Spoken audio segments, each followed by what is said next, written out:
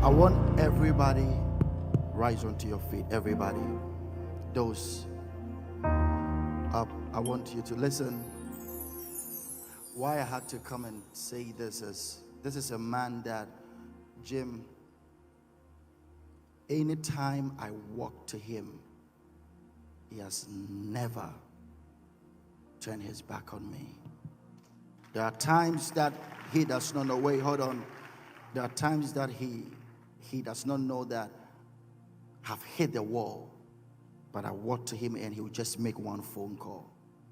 And for so many years, we've been friends. And on behalf of the youth of Ghana, I know there are hundreds of people watching. We are just going to clap for him for 30 seconds to say thank you. Thank you so much. It's a great honor. God bless you. All right, you may be seated. Be lifted above all other gods. We lay our crowns and worship you. Oh, be lifted above all other gods. We lay our crowns and worship. Say, oh glorious God, oh glorious God, we praise your name. We lay our crowns and worship. Say, oh glorious God, glorious God, we praise your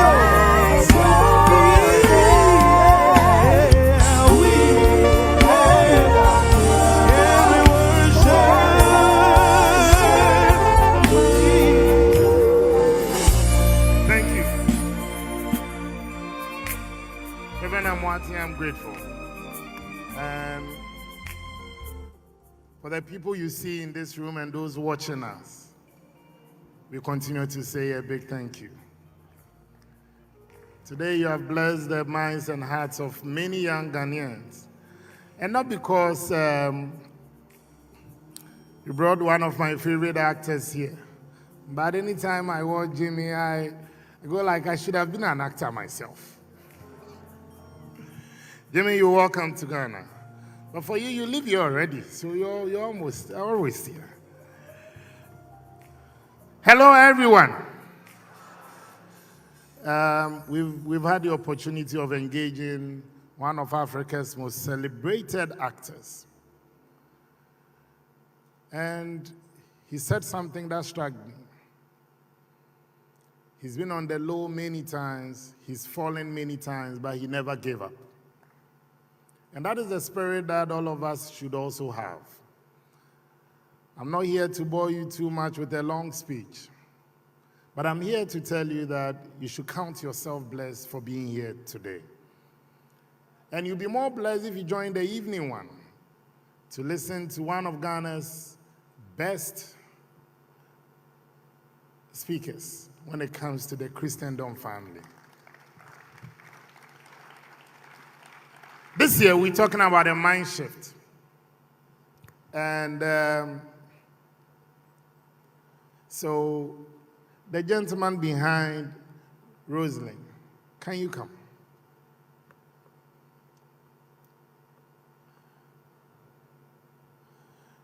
And the lady drinking something there, please come. So what do you want to be in future? Okay, thank you, sir. In future, I wanted to be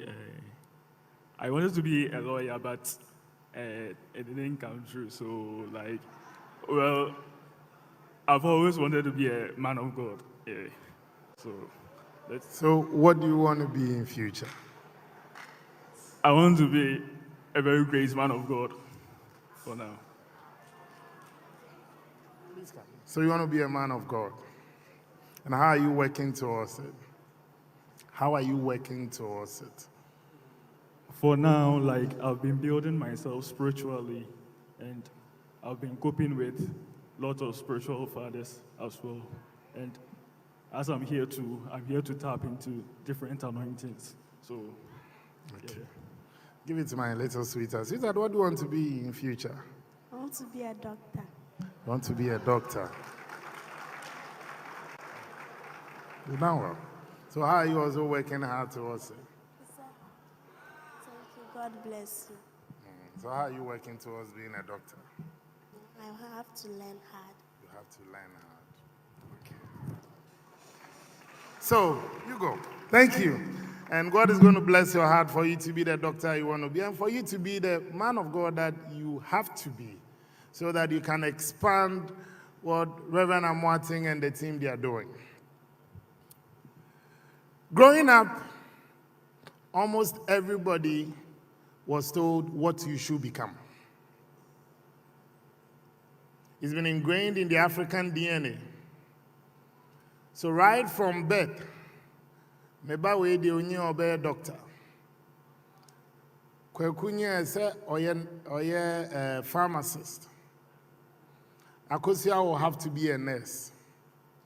And Ama will have to be a lawyer. So right from birth, very typical of our society, the young child is made to walk a certain path. Whether the person has the capacity or not, and whether that is the cherished dream or not of the child. We've been made to believe that you finish basic school, you finish senior high school, you get to the university, you get to the polytechnic. And then when you complete, this is a cycle that has been drawn for the young Ghanaian and many young Africans. And after that, you have to learn how to write a CV.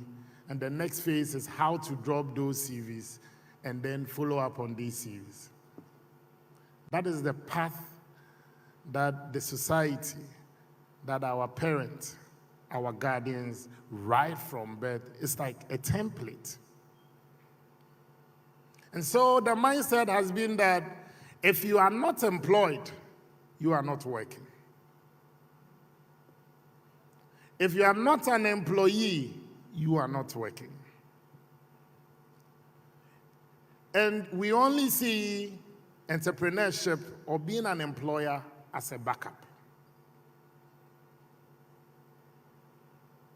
Colleagues, I've had the opportunity of engaging many young Africans in Namibia, in Nigeria, in Kenya, on the streets of Dar es Salaam in Tanzania, and recently in Lilongwe in Malawi, Addis Ababa in Ethiopia, and Abidjan.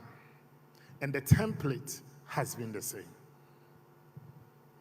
This was the mindset of our Western counterpart, and that's of China, Japan, South Korea.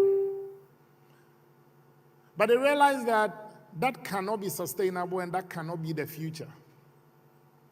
So we are 22 years late, but thanks to Pastor Brian and the team, we are having a brutally frank conversation on the mind shift. Pastor Brian, we should have had some of you 22 years ago. But we are grateful God gave you to us at this time.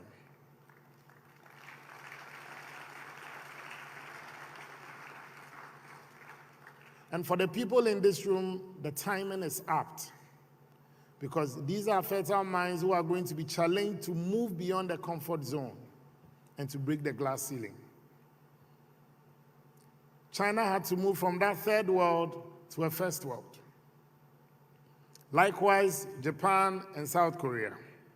The United States, United Kingdom, and those of our counterparts learned this stuff 1950. Every year in Ghana, we churn out 400,000 young graduates. For the last 10 years, we've churned out 4 million. And these are people that we expect them to contribute towards the nation's building.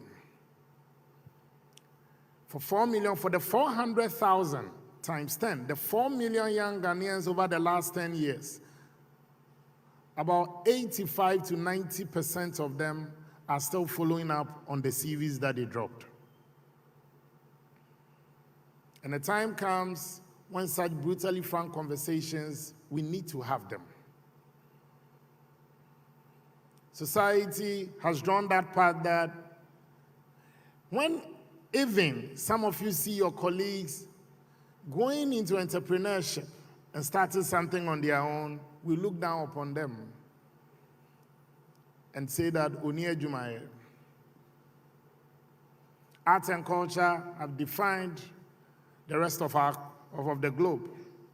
It's only down here in sub-Saharan Africa that we even see art and culture as a secondary way of also going about how to make a living. Elsewhere is a big thing. The Americans realized that it's not only enough for them to transport their language, so they transported sports and movies and entertainment. And that is why, regardless of how much countries who hate them and the extent to which they hate them, they never stop buying their movies and they never stop listening to their songs. So authoritarian regimes will try and shut down the networks. But what they don't stop doing is the movies and the songs that this Western world will continue to export. So, it's not new. And I'm not new to this arrangement at all. When I was growing up, I said to myself I wanted to be a pilot. Midway through it, I realized that I didn't have the best of eyesight. But there was something I also wanted to do right from infancy, was also to be in public service. At the age of 4, at least, I was following my grandparents when anytime they were going about campaigning. Class 4, I do recall vividly that anytime I was given money as pocket money for school to buy food, I normally will buy those times either the Chronicle newspaper or the Guide.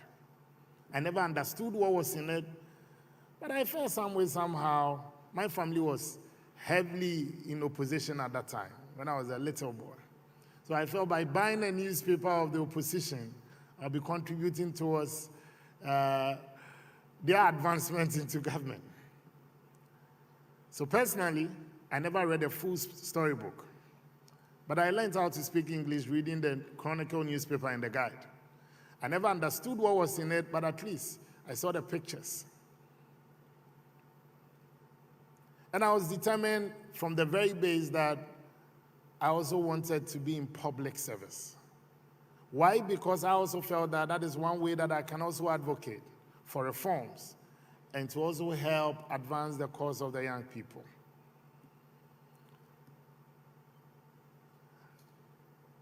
Thank you, Hilda, my executive assistant, and David Anto, my assistant as well. These are young people that anytime I'm conflicted, I ask them of their opinion on a matter. Because sometimes you need to even get people who will tell you the truth. It's a patronizing system. The truth might hurt. The medicine might be bitter, but it's necessary. There are days that I don't want to see their faces, but they made sense with what they told me. So we find a way of working together when we are not even talking for a couple of days. Then it will come down, but at least they prick my conscience on things to do. So for the 4 million people we have created over the last 10 years, I'm here to announce to you that 90% of them, they are still looking for jobs. I'm married to a very courageous wife who left the banking hall to do cleaning. Her family felt that there was something wrong. And I also at that time felt same, that you're working with a very good bank. At least you are paid 8 to 5. To wake up one morning and say, I want to go clean people's offices. It didn't make too much sense. But it shouldn't make sense when you want to defy the odds.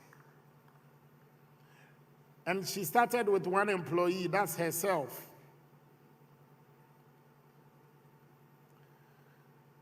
And she has 500 employees today. So the courage that sometimes we need to move beyond our comfort zone. Some of us looking out for the opportunities, we don't even look out for them. One of the best places to look out for networks and opportunities is in this room. And it's here at iYES. And consistently, it's been iYES. People have been blessed, people have been networked, and people are making it. I'll start by the story of my sister as well, the young lawyer. She decided to do the extraordinary. I was excited when I walked in and when the song was being played and sung, and I saw lots of the young people dancing to it. It's good to bend the energy, bend the fat. But beyond it, you need to also take a critical look at what you want to do beyond today. I asked my 5-year-old daughter this morning, so what do you want to be in future? She said she wants to be a policewoman. I asked why. She said that is what she thinks she will be very good at. And I actually encouraged her. The time that we look down on certain jobs, I think has been one of the biggest tragedies of our continent. On vacation and during vacation, at the uni level, people travel outside to do cleaning, clean people's offices, and to do car parking duties. But here in Ghana, you ask that graduate to do it, he will tell you, how do you see me? So we are comfortable building other people's economies and nations, but we feel reluctant to build that of our own. I have a very good friend from the Conservative Party in the UK, and he asked me a question during the 2008 recession. He said, so, Sammy, how have you guys been coping with the recession? I pretended not to hear the question. And he asked again. And I said, we have been in recession ever since you guys started colonizing us and left. So for us, we are used to the management of this recession. What we are currently looking at is how to get better after the recession. Now there's a growing trend which will not be colonialism, but is likely to be e-colonialism. That's economic colonialism. Because if somebody's country, if you have the Western powers shifting focus from an employee-based economy to an employer-based economy since 1950, you will definitely be going to them all the time for support. They won't invite you to come for the support. You will come for that support. And when you come, that's when they read the Riot Act to you.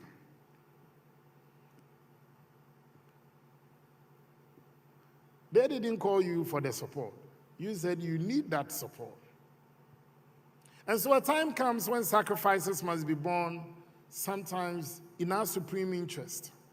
If you're very good at packaging, learn the best out of packaging.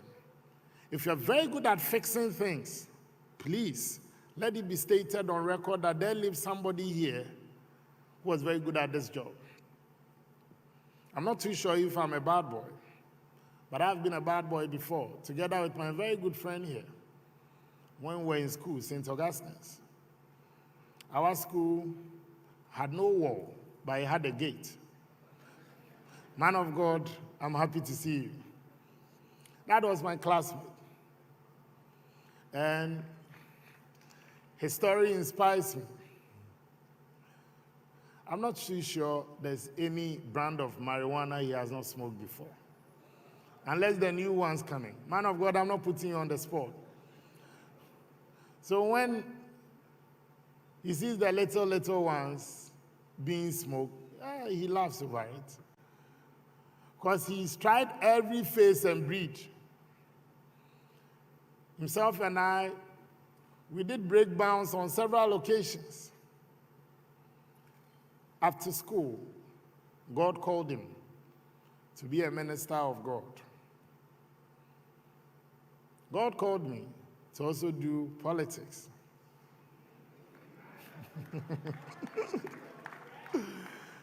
But the only difference between the politician's platform and the pastor's pulpit is that here you shout hallelujah and we shout choboy.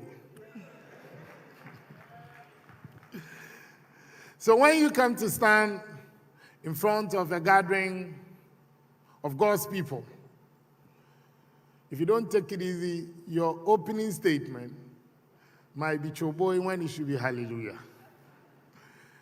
And that's why I don't mix the two. Anytime I come to stand on a pulpit and I'm converting this place into God's temple because the man of God is seated.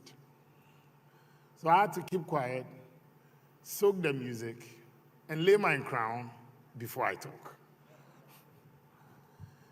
The discussion we're having here today, someday you will have to play back in your mind. Say to yourself, it is possible because you have the energy. It is possible because you have the passion. And it is possible because you can do it.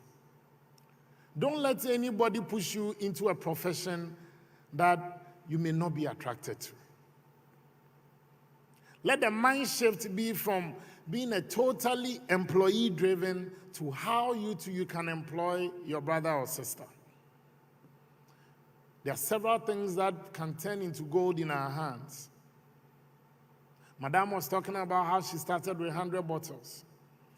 Some of us, you see these same bottles and you play chaskele with them. Somebody saw the refuse. You saw it as rubbish. But Dr. Japon of Zoom Lion saw it as fortune. The very things you throw away, he comes to collect them for you. And he charges you for collecting them. People named him Bolaman. But he is a millionaire. For everything you are good at, don't let anybody dim your confidence. After school, when I decided that I wanted to take this public service far, I was lucky to have had a job in the UK, working with the Abbey National Bank, now Santander. After I was confirmed and after my probation, I still knew that I wasn't an 8 to 5 person. Some of them is a problem.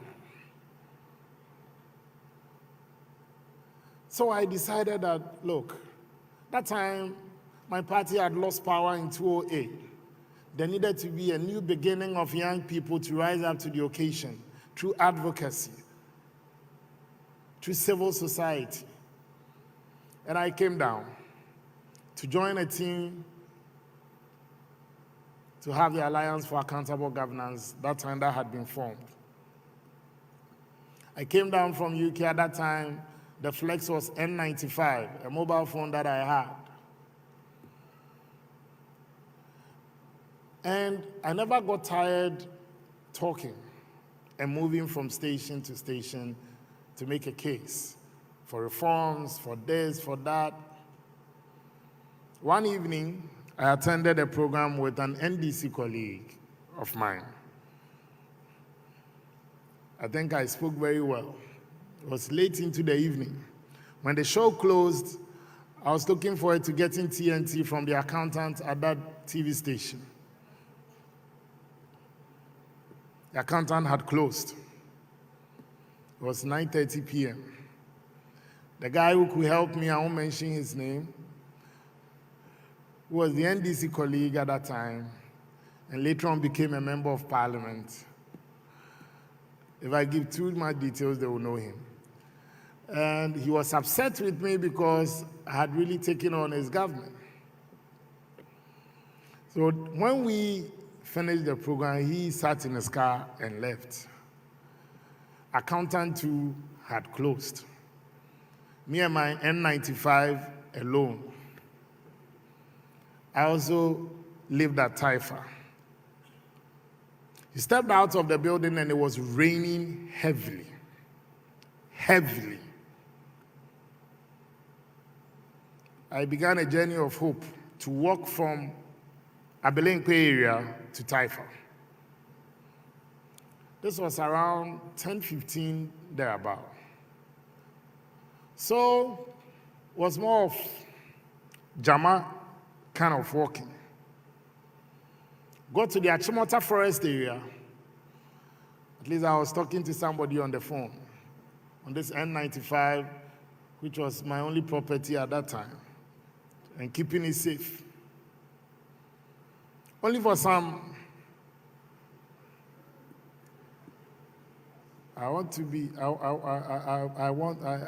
this is a house of God, so I want to put it right. Only for some 2 strangers on a motorbike around Achimota forest, gave him some 2 good slaps, took the phone, and said, next time don't make call, took the phone away.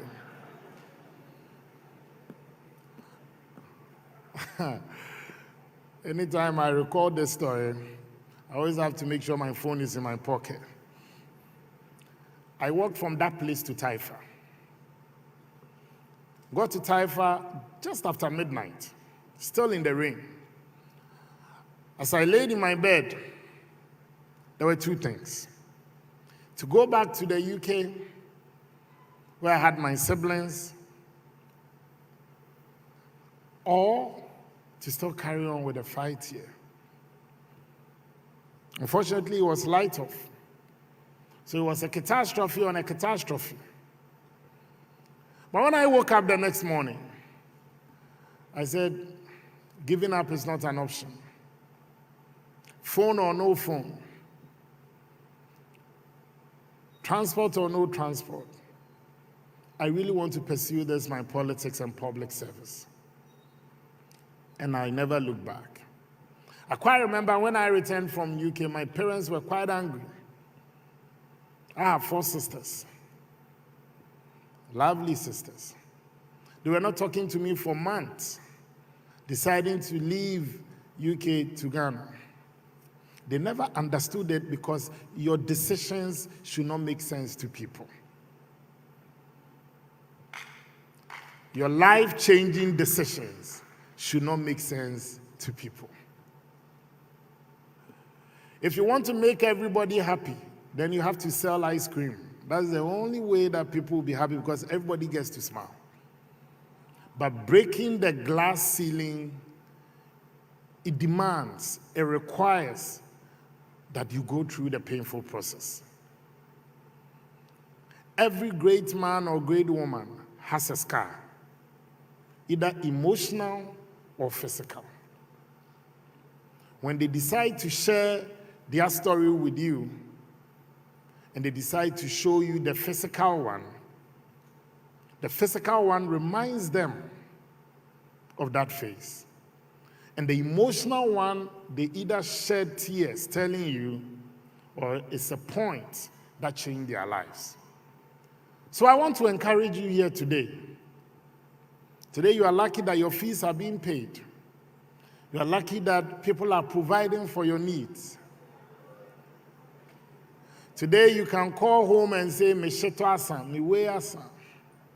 A time will come, you will have to pay everything yourself. You guys came in together because you were coming for the program. But you were offered admissions individually. So your life cycle is not a mirror that your next door neighbor was given the same template. I believe that in this particular room, I am convinced that iYES will produce our fertile minds for the next phase of our development.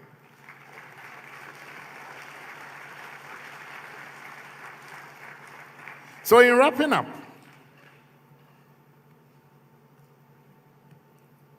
let it be known that you are determined to do something different from the 4 million graduates we produced over the last 10 years. That 85 to 90% of them are still following up on series.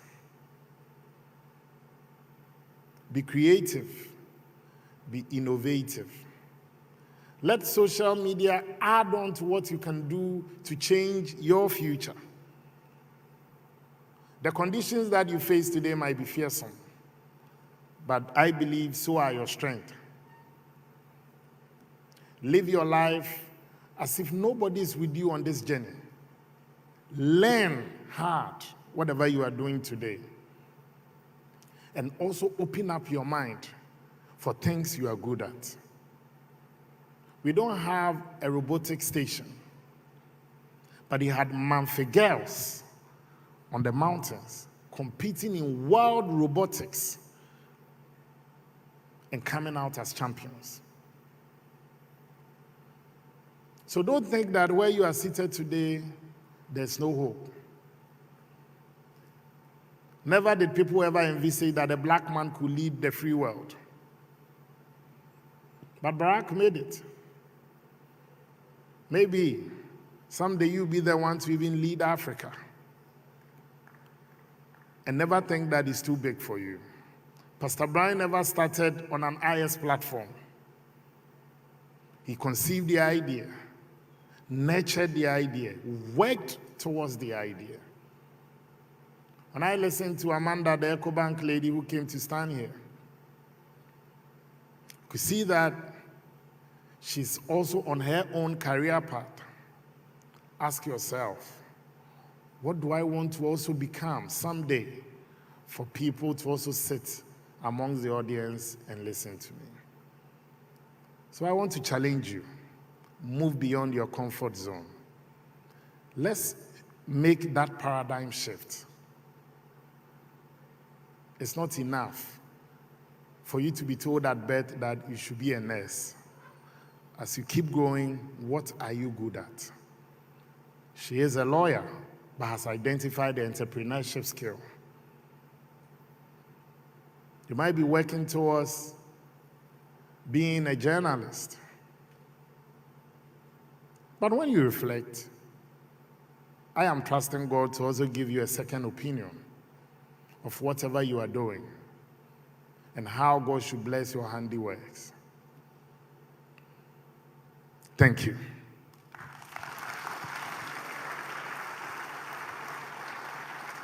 I don't know if there are a couple of questions for me.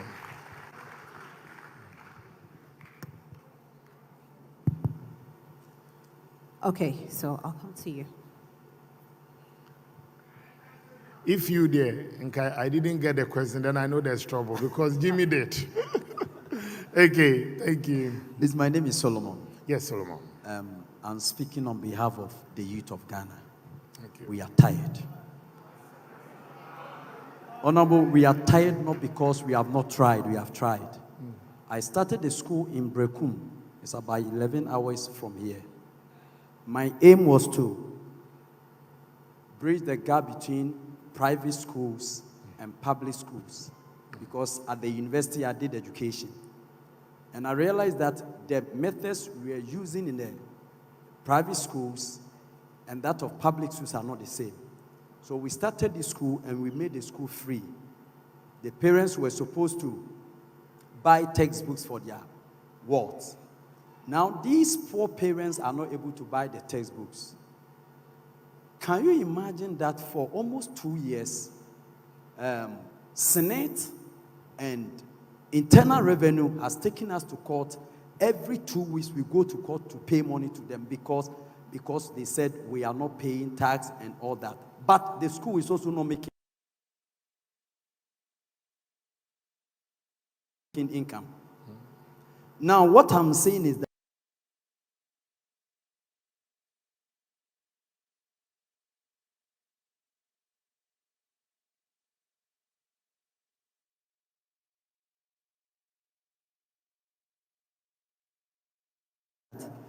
you see people have taken the school and yet they are now bringing it back to me.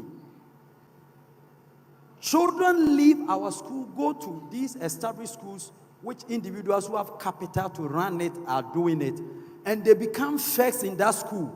But in our school, they don't have position.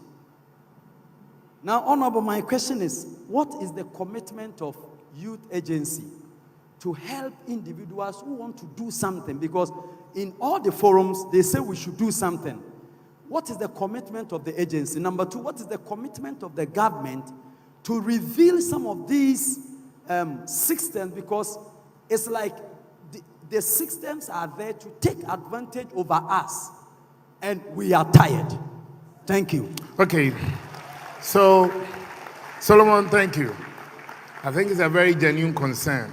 First of all, you are not making profit. And two, tax authorities will not let you have the peace of mind and manage the kids there. That's in Brekum, east or west? West. Agogo as the MP. Or where Chumnyama was? Nelson. Okay, good. I think I'll also take up the name of the school and I'll personally follow up on it. Because sometimes you could have somebody taking advantage of the fact that you are even in competition with another school. The mindset and the capacity of our own people.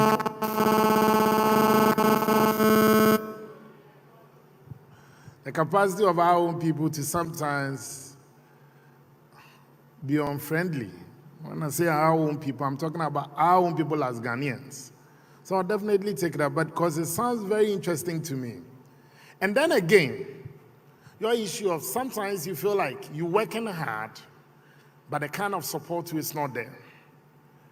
When I was at the YE, there was something that I saw when I was at the YE as board chairman. And I've had the opportunity of being youth leader for the NPP as well. You could see somebody going to CODVET. That's the Council for the Tertiary Vocational and Educational Training. The person will go there and get support after going to apprenticeship. This person moves from there and goes to NEP, National Entrepreneurship and Innovation Plan, gets support. The person moves from there and comes to YE with a proposal, gets support from YE. And the last thing you see has gone to National Youth Authority saying they are doing collaboration capacity building. One person will walk through to block the channels and the blessings of other colleagues who might badly need that help. So I think that if you ask me, the commitment of government for me has not been the question. But even how we monitor those who take advantage for me remains one of the mysteries of the system. So one person will end up getting support of, the person needs just 20,000 from CODVET, will get 20,000 from NEP, will go to YE with a program and get like 30,000 and all that. He needs 50,000 to start, but you end up getting about 100,000. And then how do we even monitor these colleagues 6 months down the line to see what they use the monies and use the support that the government or the system or the agencies give them? So then it becomes a cycle of unemployment. So the Solomon's issue is a very interesting case, and I'll personally follow up. So Solomon, whilst the government is doing its part, amongst ourselves too, I think we also need to challenge ourselves to also serve as a monitoring device. Because I've said it and I keep saying, if you set aside 1 billion cedis to help youth unemployment, and we don't block the loopholes in the system.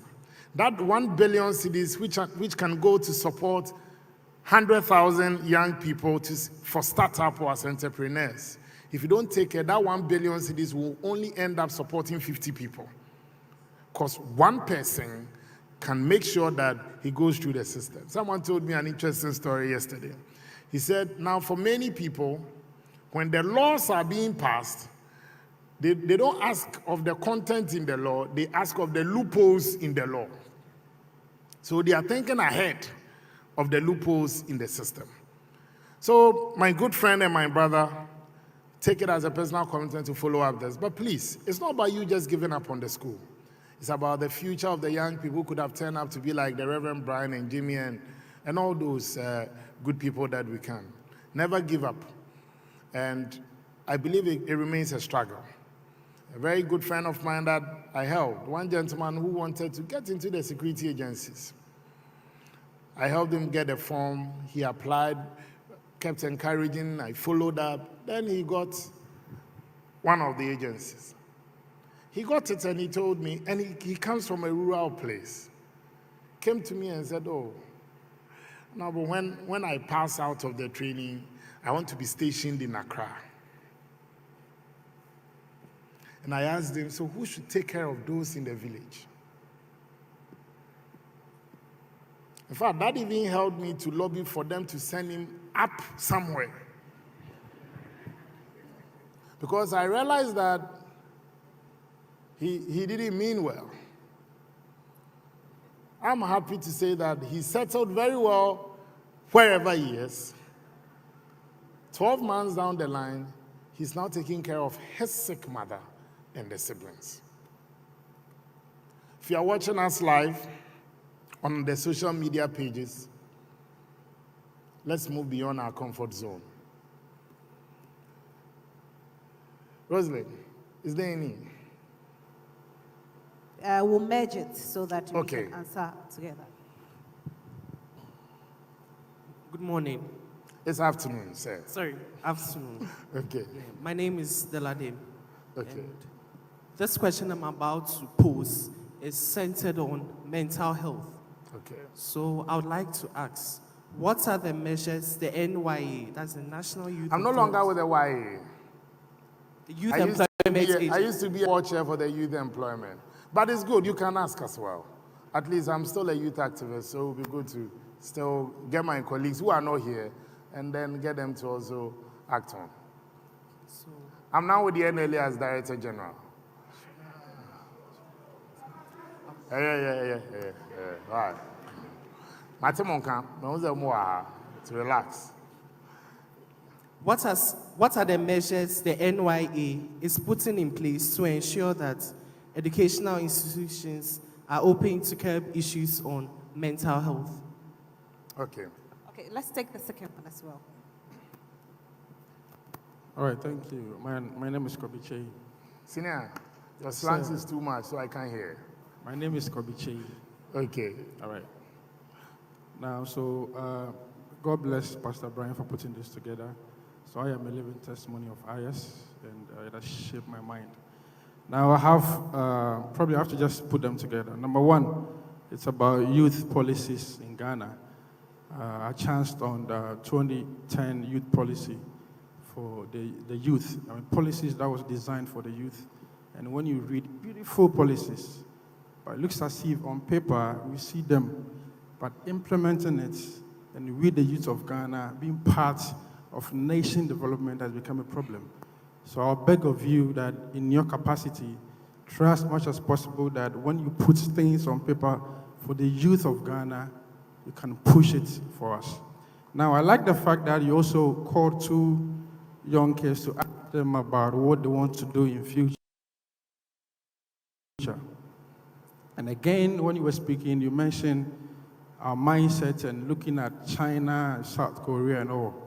Now, you notice that they have the environment because like a kid in China will start creating apps. A lot of things that these children in the Western world are doing. When you come to Africa and Ghana for that matter, when you go on social media, you see a lot of children who are very innovative. You see them, true of us, very innovative.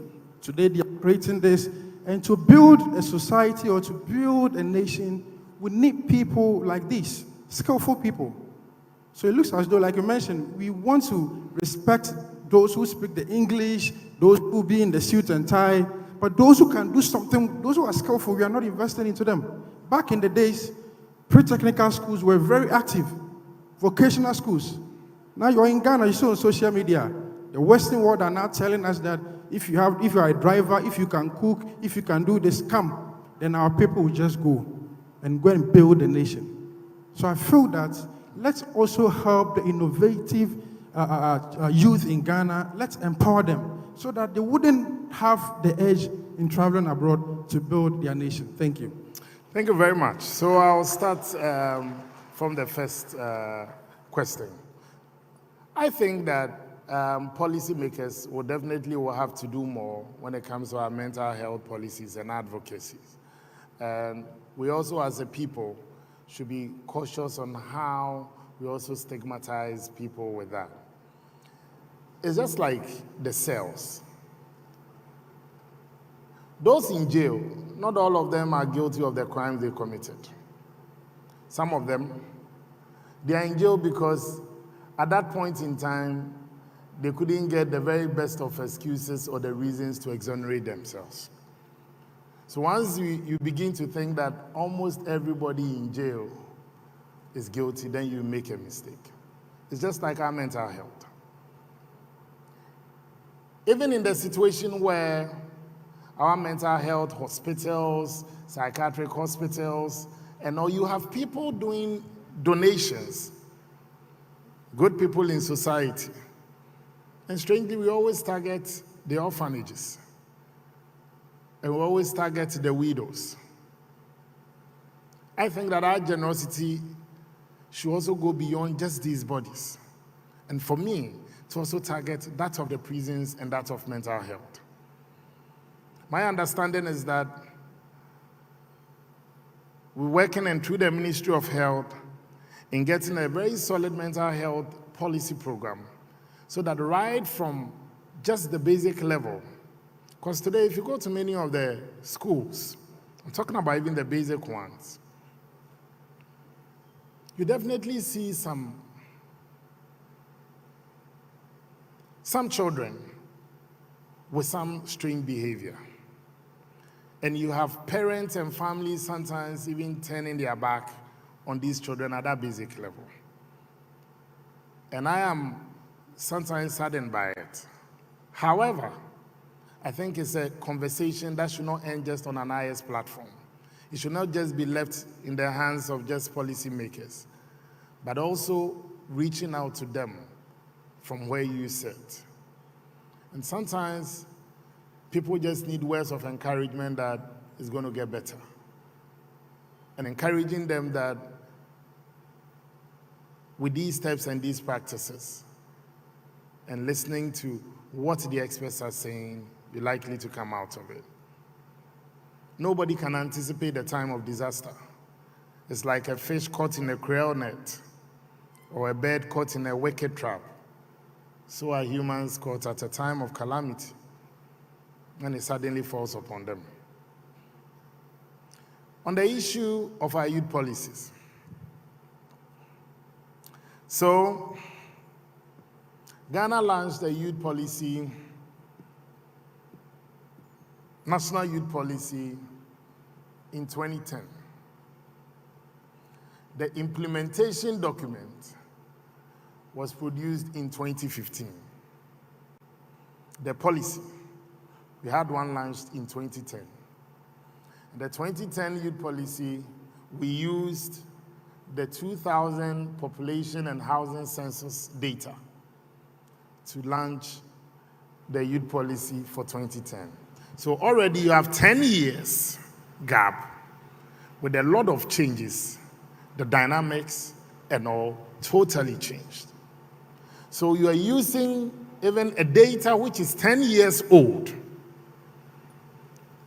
to propose policies for 2010. So apart from using the 2010 data, which was 10 years old, to have a youth policy in 2010.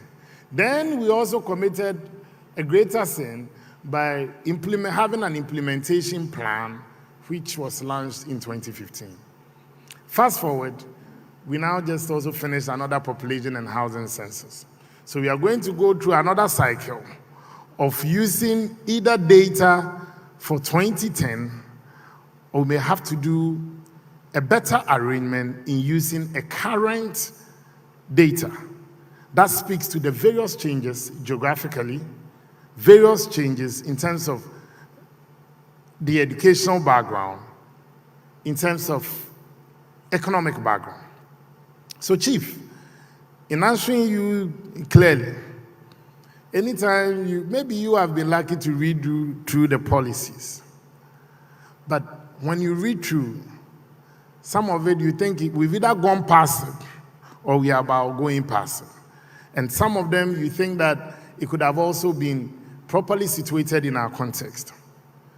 My worry is that the active participation of young people when it comes to this discourse and making serious input into such a document, let's first of all get the document prepared. And then, when you have the document prepared, we move to its implementation. If you are not part of the decision-making process and you leave just policymakers, it will not work. You call for stakeholder engagement, and you will have people who are not youth coming into sitting to represent the youth. They can only be sympathetic to the cause, but he who lives in it feels it. So that also, my contribution to that question will be that, yes, the policy and the youth policy document, for me, it may need some few additions to it to meet the future goals and aspirations.